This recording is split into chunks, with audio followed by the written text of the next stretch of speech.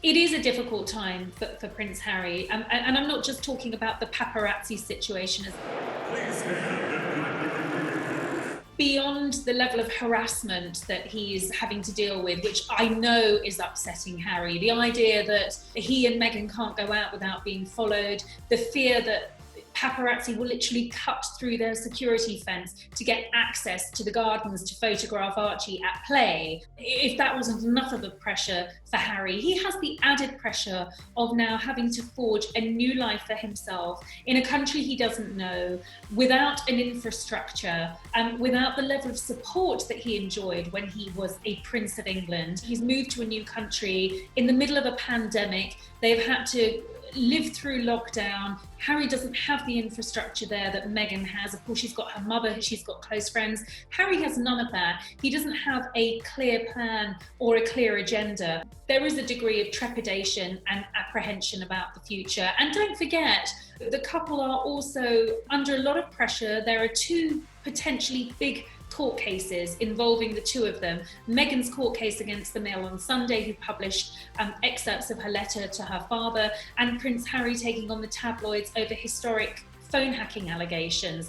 Add to that this new legal action against the paparazzi pictures, and I think they are very much in a pressure cooker situation.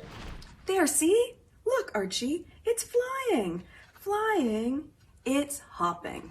It has been reported that Meghan had told friends that she was concerned that Archie wasn't getting enough socialising time with other little ones his age. And I think in that respect, Meghan probably shares the same concerns of many mothers with young children who are living through the lockdown. And my understanding is that Meghan and Harry have been quite strict. They've obeyed the lockdown to the T, and they haven't been socialising, they haven't seen friends, and really the only person that they've spent an intensive period of time with is Meghan's mother Doria, which is of course wonderful for them as a family. You know, Doria really hasn't seen much of Archie growing up, and I think they're really making the most of that family time. But the impact on them as a family of not being able to socialise, for Harry not being able to make friends, and for Archie as well, not being able to have those play dates, which, you know, Harry and Meghan were very keen to him to have. They want Archie to have a normal childhood. They want him to enjoy play dates. They want him to socialise with children of his own age. And at the moment,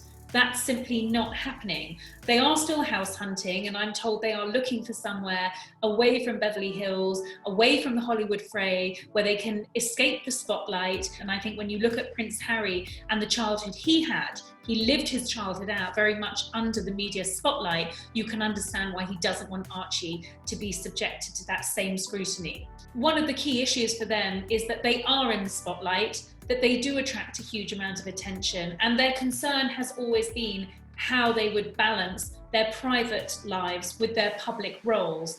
Now, I think a lot of people might think that they have been naive in expecting a greater level of privacy in LA. America has different privacy rules to the UK. And I think it's worth pointing out that while they were living here in Britain, there were no paparazzi pictures of them.